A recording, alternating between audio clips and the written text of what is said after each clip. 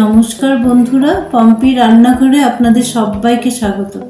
আমার আজকের রেসিপি সর্ষে ইলিশ ভাপা, তাও একটু অন্যভাবে। চলুন তাহলে আমার সাথে আমার রান্নাঘরে যাওয়া যাক।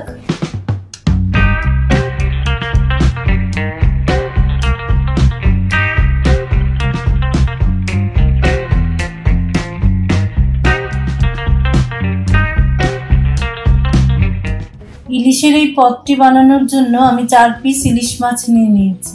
তাতে একটু নুন দিয়ে দিলাম। নুনটাকে মাছের গায়ে খুব ভালো করে মাখিয়ে নিয়ে কিছুক্ষণের জন্য রেস্টে রেখে দেব। একটা মিক্সিং জার নিয়ে নিয়েছি, তাতে 7-8 কোয়া রসুন দিয়ে দিলাম, 4টে শুকনো লঙ্কা দিয়ে দিলাম, আর 3 টেবিল স্পুন সর্ষে দিয়ে দিলাম। তাতে হাফ টিস্পুন নুন দিয়ে দিলাম, একটা লেমন জুস দিয়ে দিলাম, আর সামান্য জল দিয়ে দিলাম, আর হাফ টিস্পুন হলুদ দিয়ে দিলাম। এবার এটার একটা খুব ফাইন পেস্ট বানিয়ে নেব।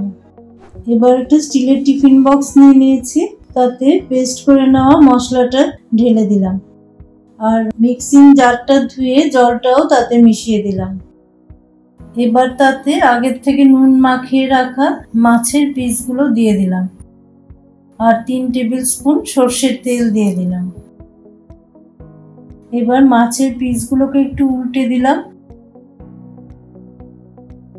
আর 6-7 খানা চেরা কাঁচা লঙ্কা দিয়ে দিলাম। ঝালটা আপনারা আপনাদের ইচ্ছে মতো দেবেন। এবার আগের থেকে একটা কড়াই জল দিয়ে গ্যাসে বসিয়ে রেখেছিলাম।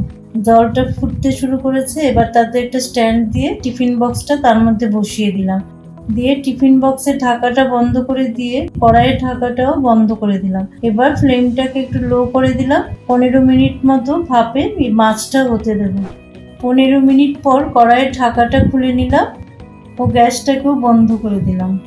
টিফিন বক্সটা ঠান্ডা হয়ে গেলে কড়াই থেকে নিচে নামিয়ে নিলাম। এবার ঢাকাটা খুলে নিলাম।